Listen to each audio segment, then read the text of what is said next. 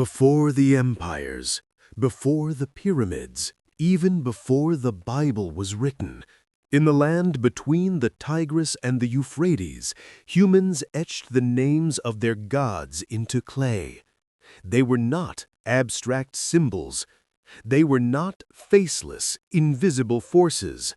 They were beings with will, with power, with hierarchies. And among them, one name resonates strongly to this day: the Anunnaki. For millennia, those tablets remained buried under sand, silent, forgotten, until 19th-century archaeologists began to unearth them.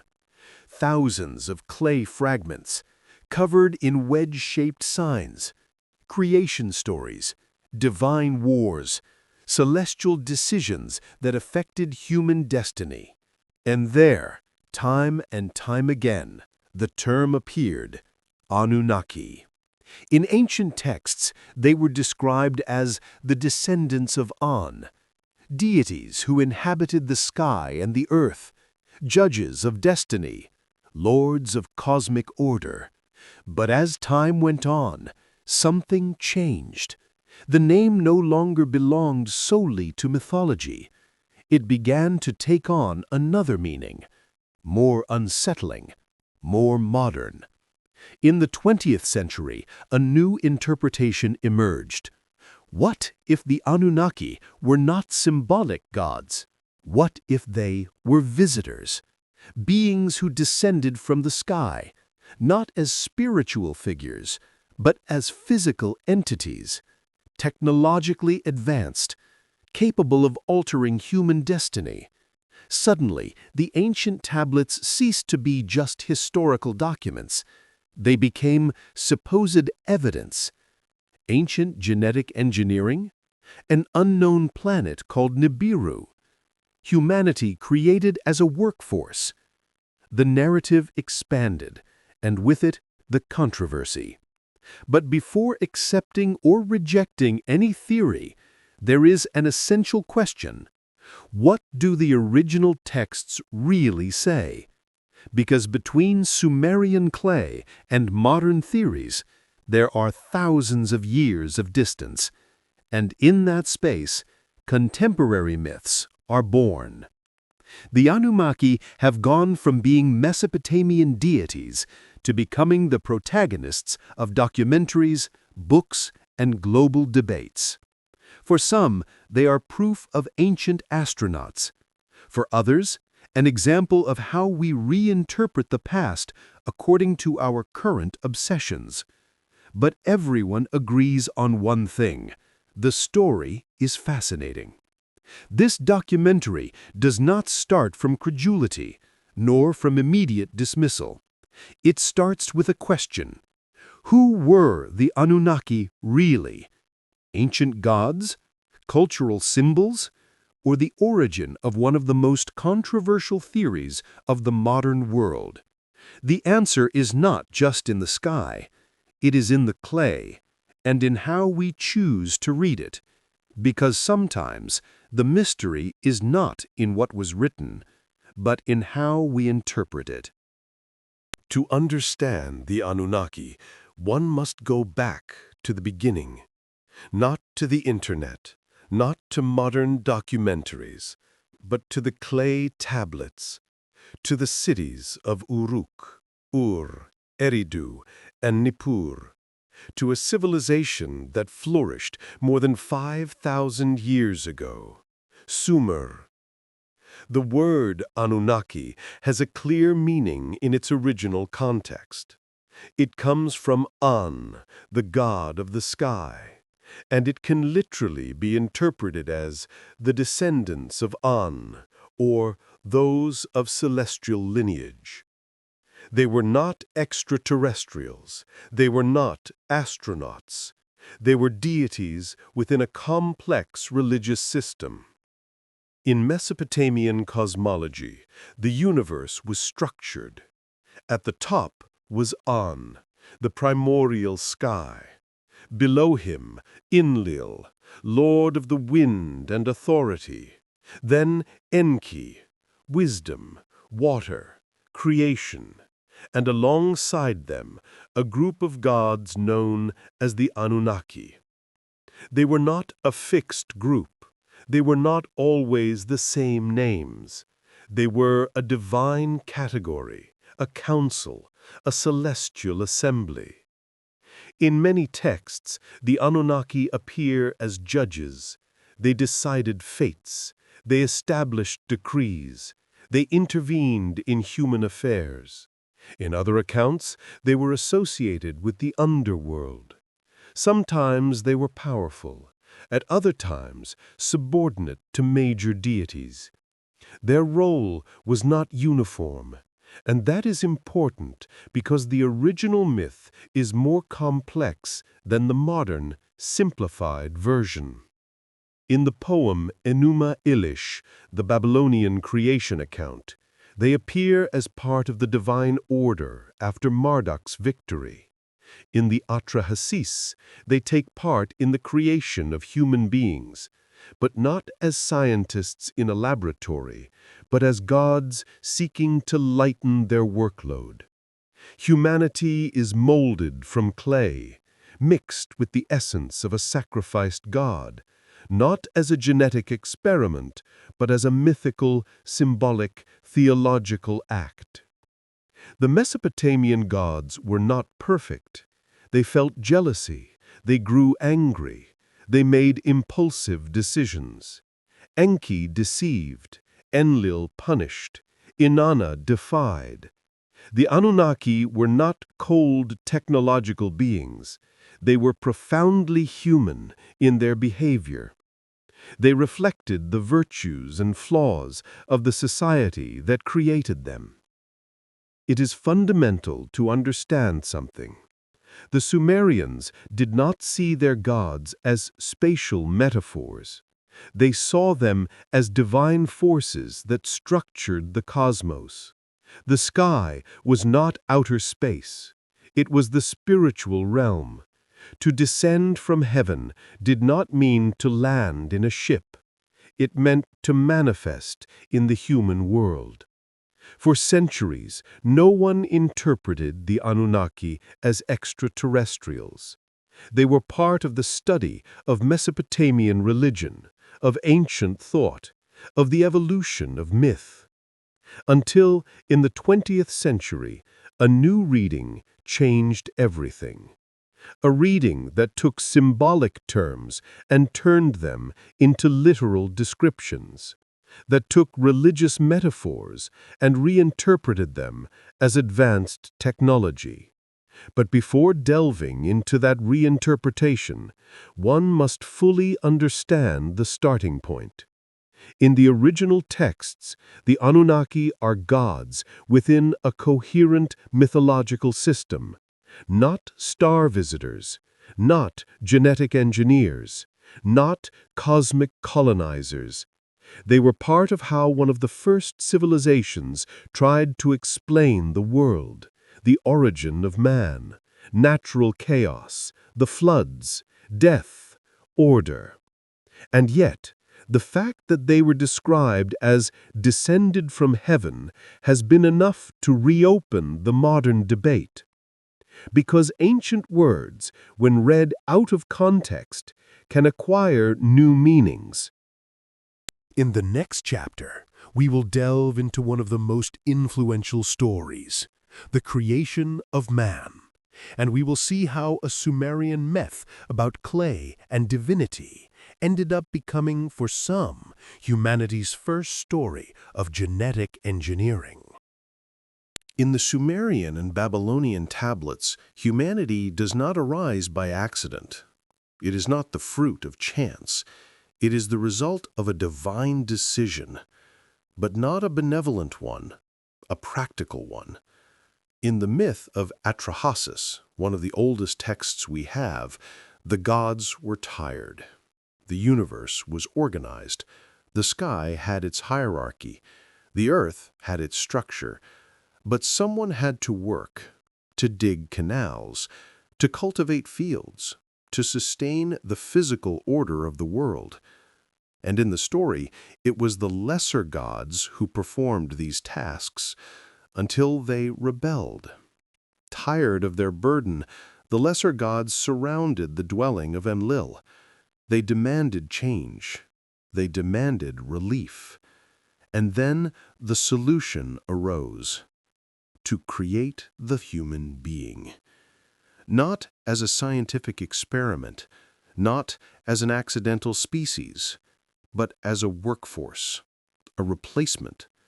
The goddess Ninhursag, called Mami in some versions, mixes clay with the essence of a sacrificed god, divine blood, earthly matter, and thus man is born. The symbolism is powerful.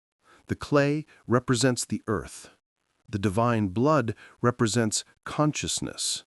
The human being is a bridge between the earthly and the celestial. Not a laboratory product, but a mythical synthesis. But this passage has been one of the most reinterpreted because it speaks of mixing divine essence with physical matter. And in the 20th century, some began to read this as genetic engineering, as biological manipulation, as artificial creation. But that interpretation ignores the literary context. In ancient mythology, blood is not DNA. It is life. It is energy. It is soul.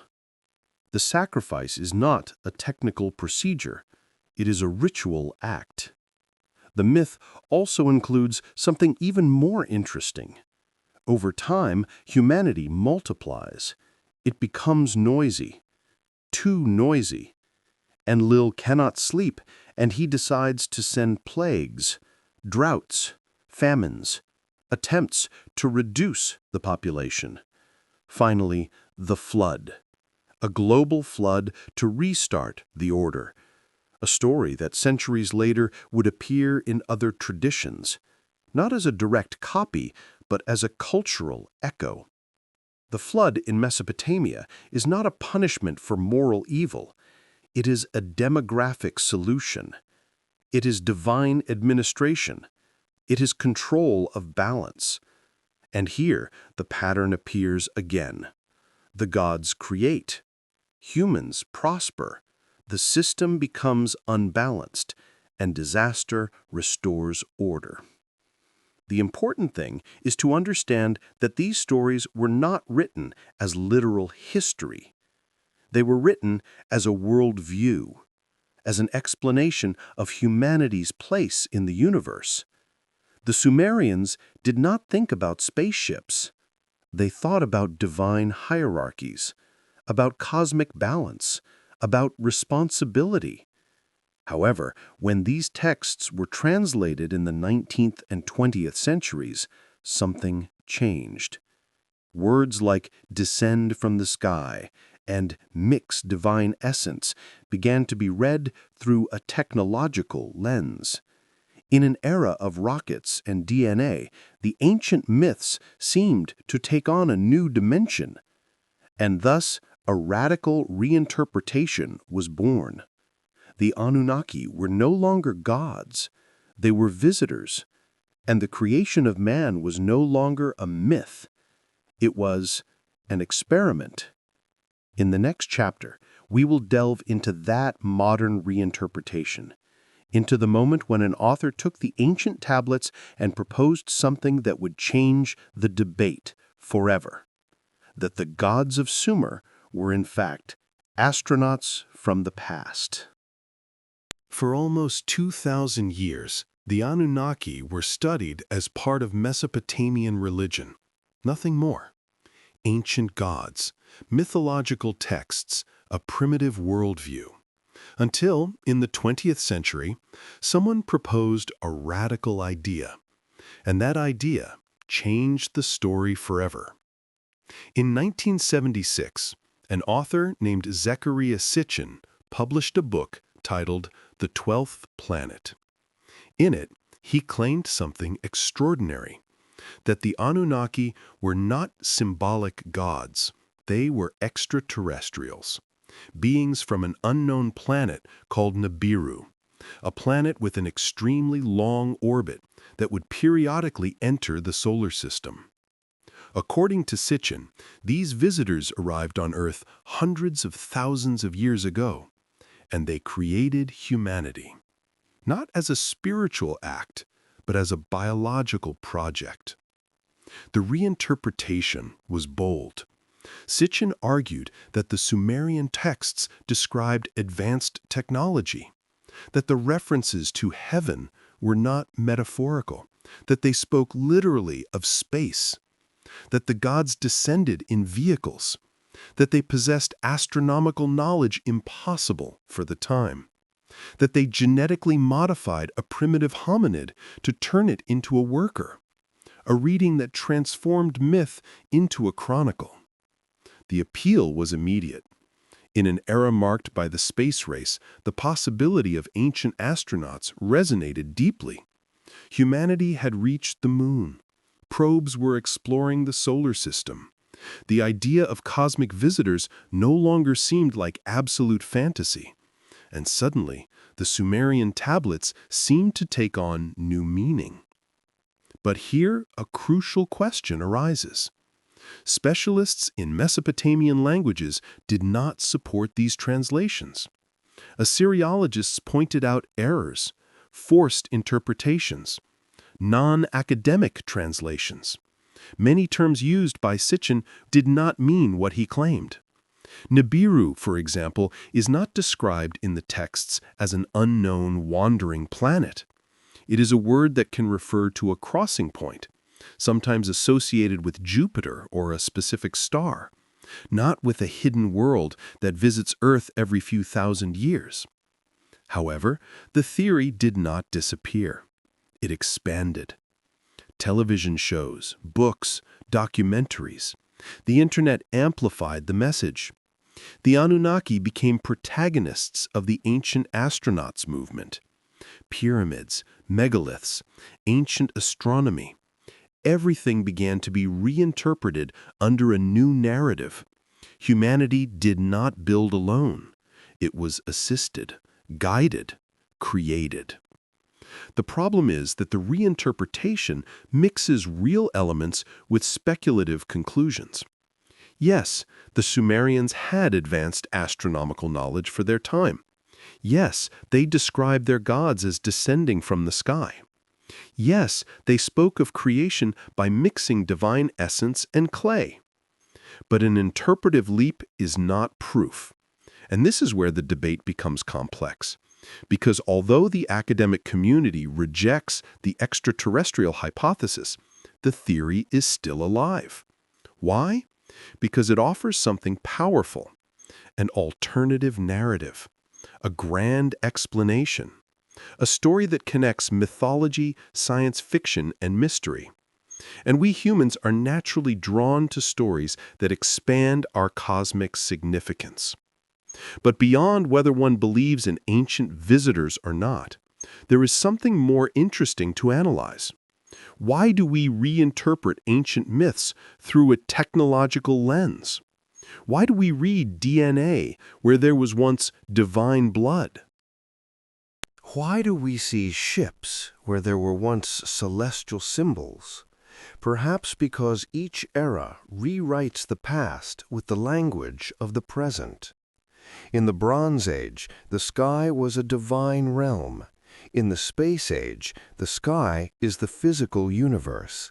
The meaning changes. The text remains. In the next chapter, we will analyze the most controversial element of this entire theory, Nibiru, the supposed 12th planet, an invisible world, a periodic visitor, and we will see what modern astronomy really says about its existence. Because if the Anunnaki came from another planet, that planet should be out there, and science knows how to look. If the Anunnaki were visitors, they had to come from somewhere, and that place, according to modern theory, is called Nibiru, a supposed unknown planet, massive, with an extremely elliptical orbit that would enter the solar system every few thousand years.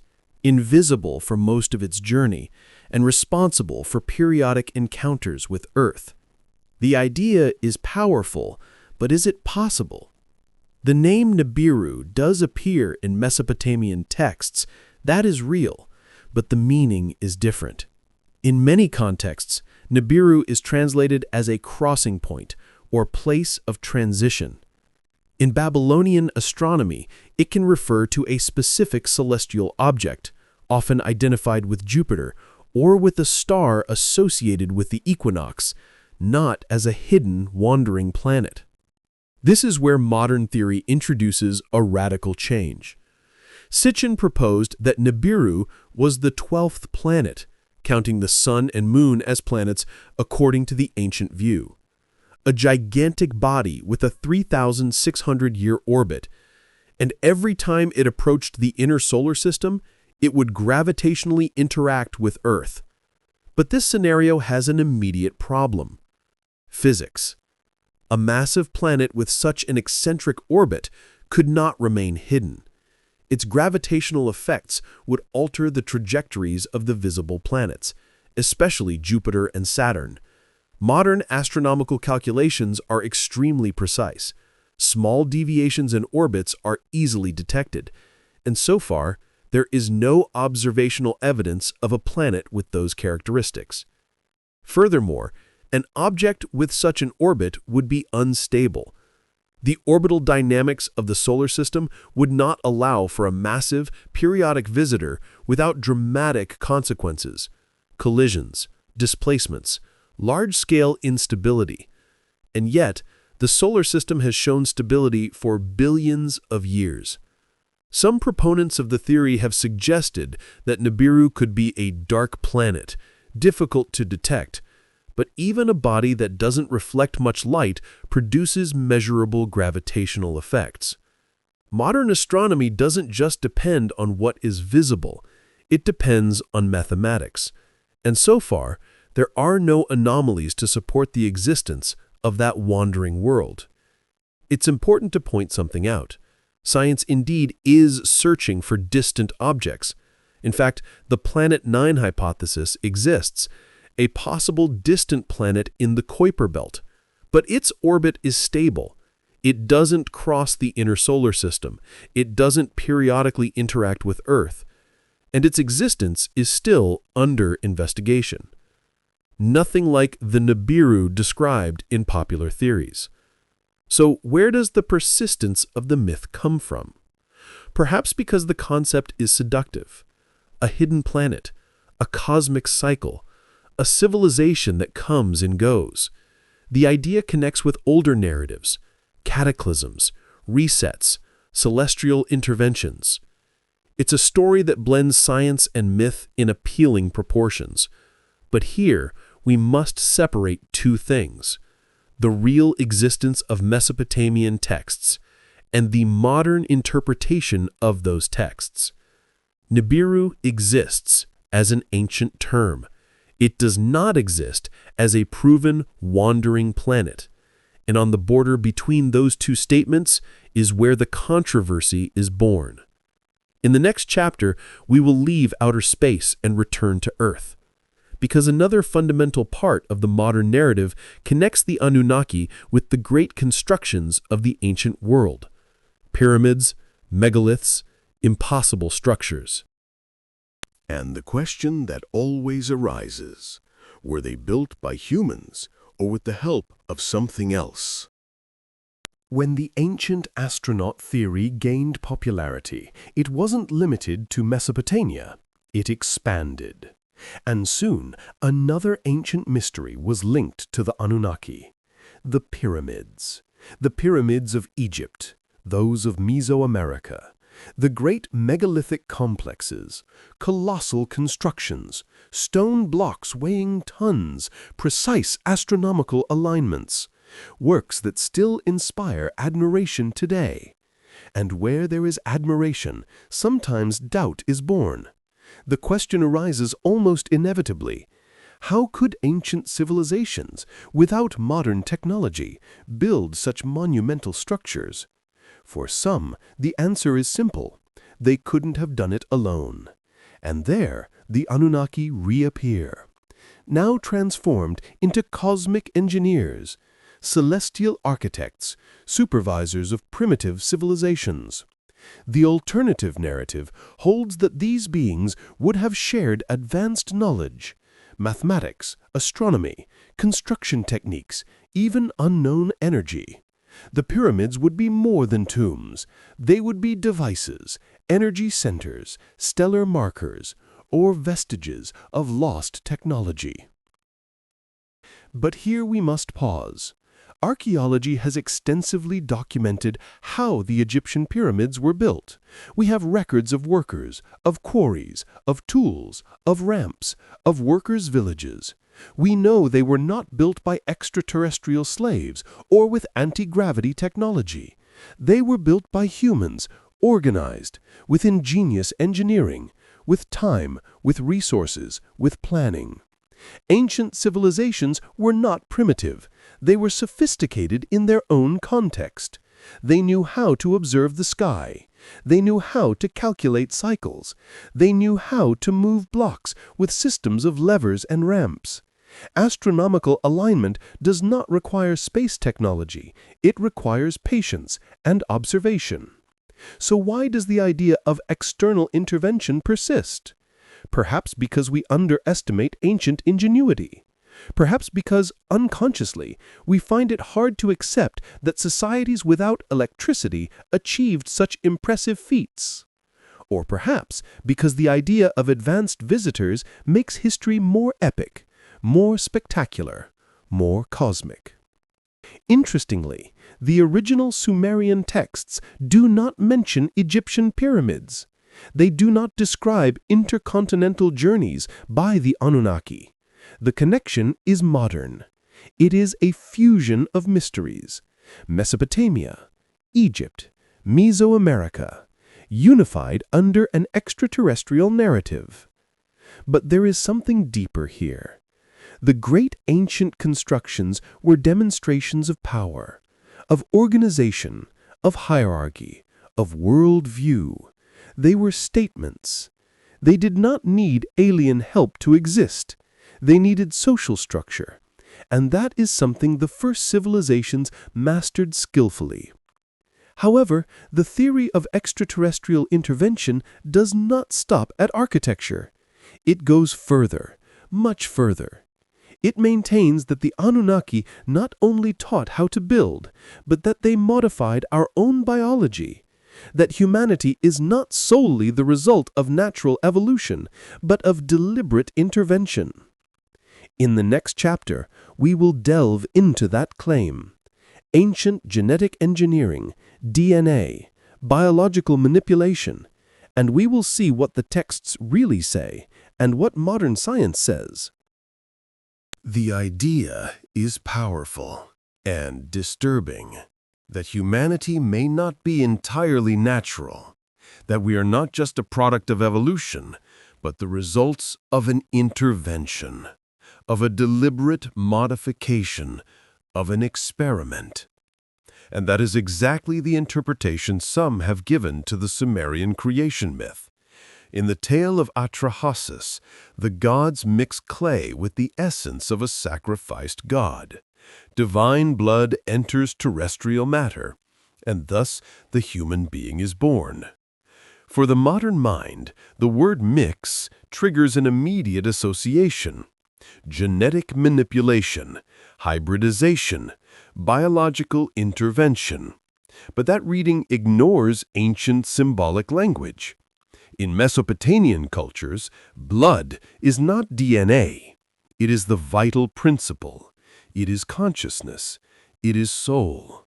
When a god is sacrificed and his blood is mixed with clay, the message is not technical. It is theological. The human being contains something divine and something terrestrial. It is dual. It is not a scientific procedure. It is cosmology. Biological evolution, on the other hand, is supported by fossil, genetic, and comparative evidence. We know that Homo sapiens is the result of millions of years of gradual transformation. We know that we share ancestors with other hominids. We know that human DNA shows no unexplained insertions of external origin. Mutations follow known patterns. Evolutionary processes are traceable. There are no genetic footprints to indicate ancient extraterrestrial manipulation. Some proponents of the theory argue, what if the intervention was so advanced that it left no trace? But that statement moves the hypothesis into the realm of the unfalsifiable. If there is no evidence because it was perfect, then it can neither be proven nor disproven. And in science, a hypothesis must be testable. It is also important to remember something. Many ancient cultures have similar creation myths: clay, mud, dust, divine breath. These elements appear in different civilizations not because there was global genetic engineering, but because mud was a symbol of moldable life, of transformation, of humble origins. It was an everyday resource, and the everyday becomes a symbol. However, the idea that we were created as workers does have a particular psychological force. In the myth, humans are born to serve the gods. In the modern interpretation, that narrative is transformed into a story of biological manipulation. The divine workload becomes extraterrestrial mining. The mythical sacrifice becomes a laboratory. It is a change of language, not of the original text. But here an interesting question arises. Why is this modern version so appealing? Perhaps because it responds to a deep-seated concern. Are we truly autonomous, or were we designed? The idea of intentional creation provides purpose, and purpose is reassuring, even if it is unsettling. The irony is that the original myth does not diminish the human being. It elevates it. It connects it with the divine. The modern version, in contrast, sometimes turns us into a product, a tool, an experiment. Two different readings of the same text. The Anunnaki didn't go viral in the Bronze Age. They went viral in the Digital Age. For millennia, they were a footnote in academic texts, a term studied by specialists in dead languages. But in the 21st century, they became global protagonists. The Internet changed the reach of ideas. Theories that once circulated in small circles could now expand without a filter. Videos, forums, documentaries, social media, algorithms that amplify the surprising. And few things are more surprising than this. The ancient gods were extraterrestrials. Television shows dedicated to ancient astronauts presented striking narratives, intense music, dramatic images, rhetorical questions. Is it possible that? Could it be that? What if the history we know is incomplete? The structure is effective. It doesn't state directly, it suggests. And the suggestion fuels curiosity. In parallel, institutional distrust grew in many parts of the world. Governments questioned. Scientific institutions criticized. Official narratives thrown into doubt. In that climate, alternative theories find fertile ground because they offer something attractive: access to hidden knowledge, the feeling of having discovered something that others ignore or that others supposedly hide. The Anunnaki fit perfectly into that pattern. Mysterious antiquity, complex translations, languages that few master, an ideal ground for reinterpretations. If the general public can't read Sumerian, how can they verify the claim? The distance between the text and the audience creates space for speculation. But there is another, deeper element. The Anunnaki narrative combines two powerful forces, mythology and technology. Ancient gods reinterpreted as advanced scientists, temples converted into power stations, myths transformed into historical records. It is a mixture that satisfies both spiritual fascination and scientific fascination. It also connects with a modern existential question. Are we alone in the universe? The possibility of ancient visitors reduces the feeling of cosmic isolation. It makes us part of a larger story, actors within a galactic drama. It's a seductive idea. But the cultural phenomenon also reveals something important: the human need to reinterpret the past. Each era translates history into its own language. In the Middle Ages, unexplained phenomena were miracles. In the 19th century, they were still unknown natural forces. In the 20th century, they could be advanced technology. Today, they can be artificial intelligence or extraterrestrial intervention. The framework changes. The unease remains. The modern Anunnaki are, in a way, a mirror of our time. An era obsessed with space, with DNA, with the discovery of life beyond Earth. We read the past with the questions of the present, and sometimes we forget the original context. When a theory becomes popular, the inevitable question is, what do those who dedicate their lives to studying the subject think?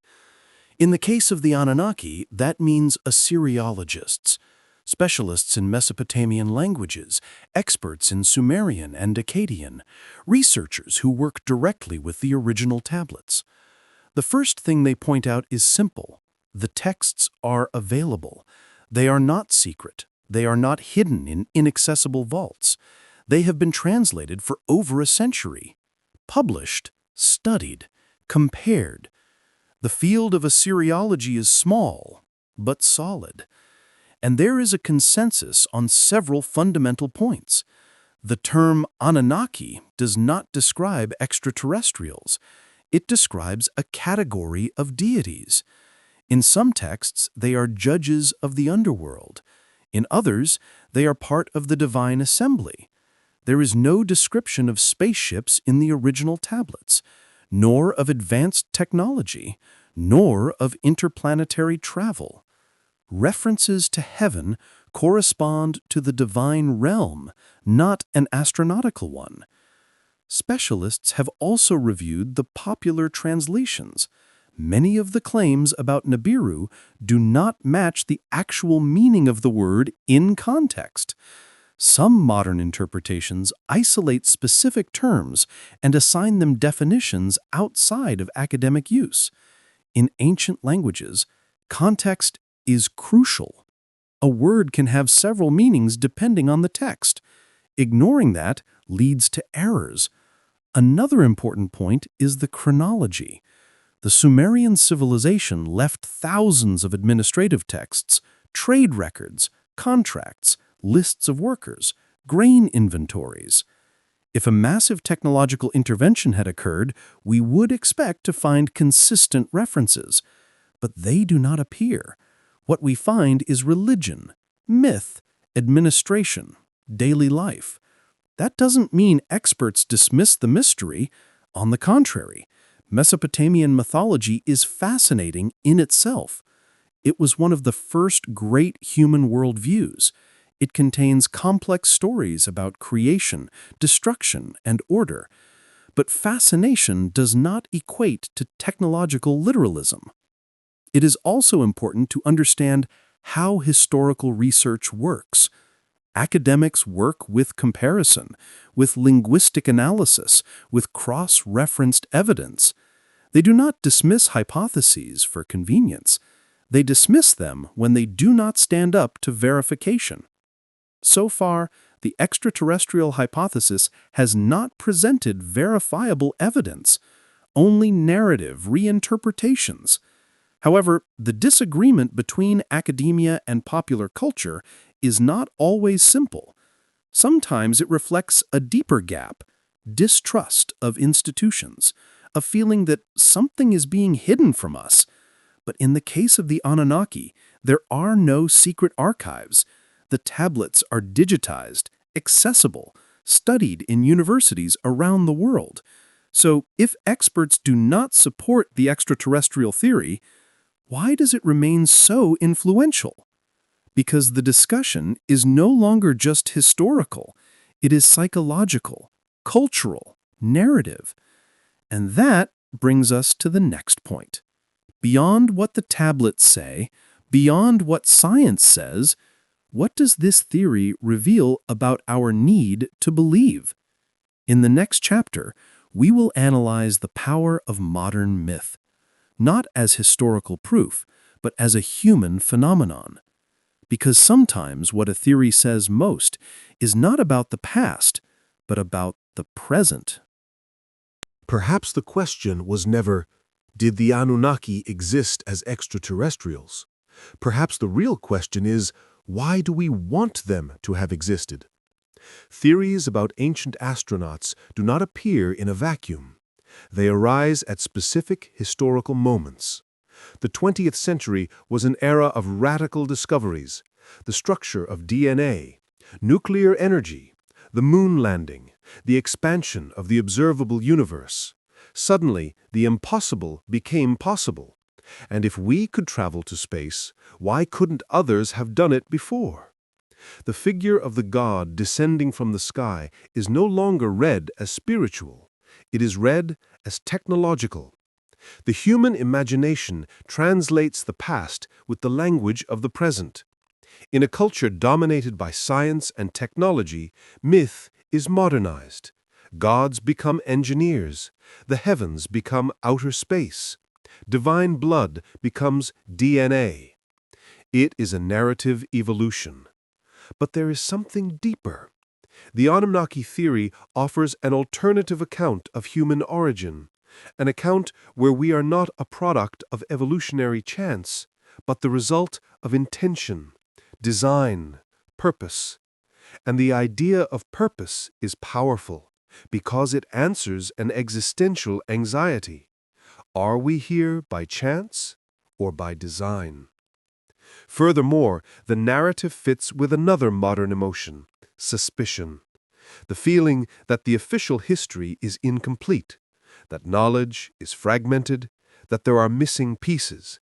And when there is a vacuum of information, the imagination fills it, sometimes with fascinating hypotheses. There is also an epic element. The idea that ancient civilizations received knowledge from advanced beings turns history into a cosmic saga. It places us within an interplanetary drama. It gives us a role in something bigger than ourselves.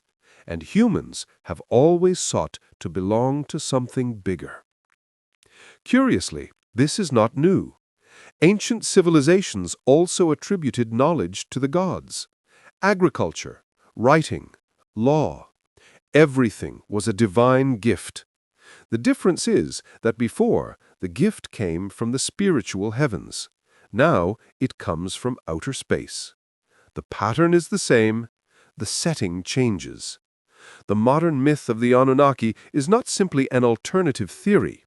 It is a reflection of our time, an era fascinated by the cosmos, by genetics, by the occult, by the crossroads between science and mystery. And at that crossroads, the boundaries become blurred. But here an important reflection arises.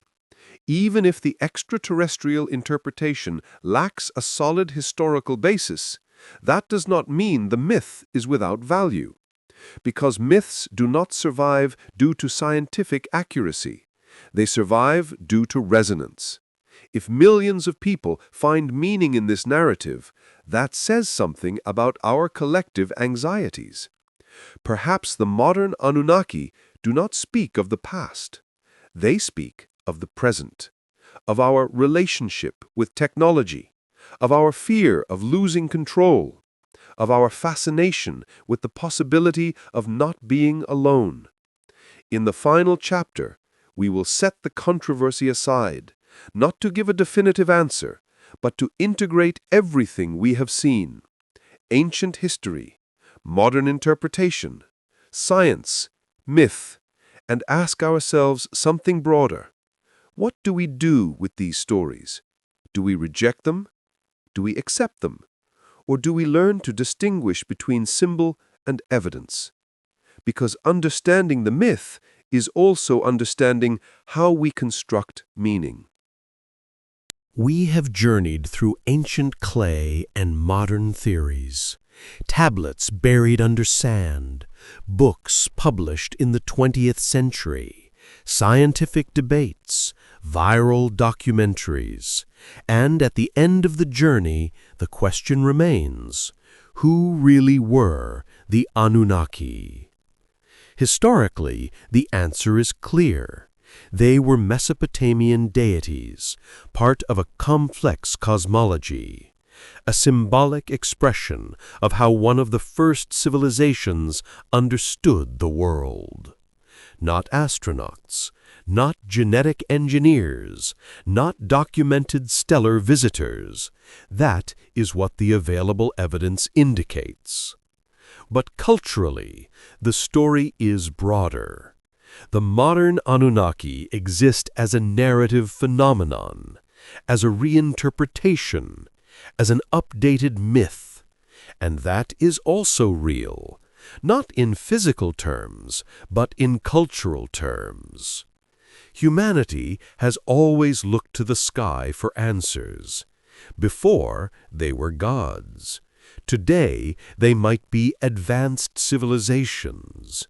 Before, they were divine lightning bolts. Today, they are interstellar ships. The language changes, the need remains. A need for origin, a need for purpose, a need for connection with something greater.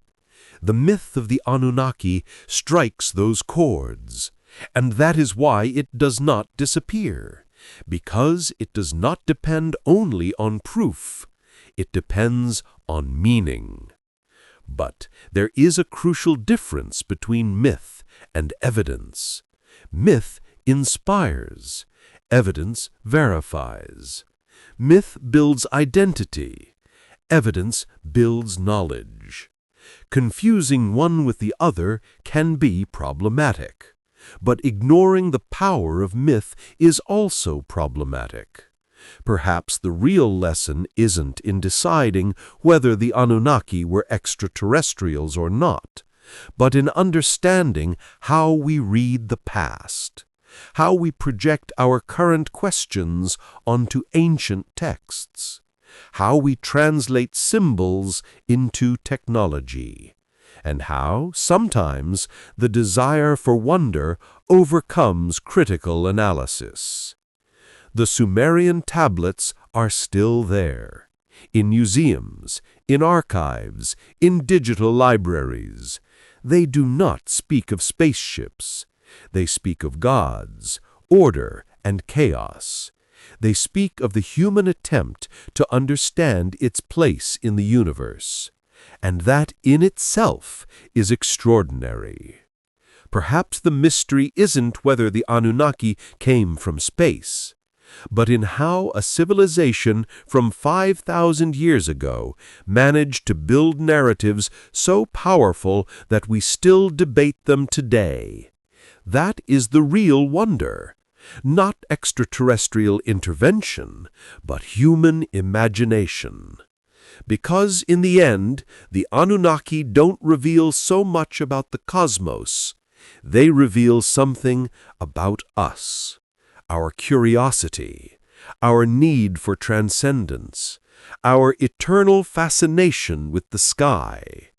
And as long as we look up for answers, stories will keep appearing.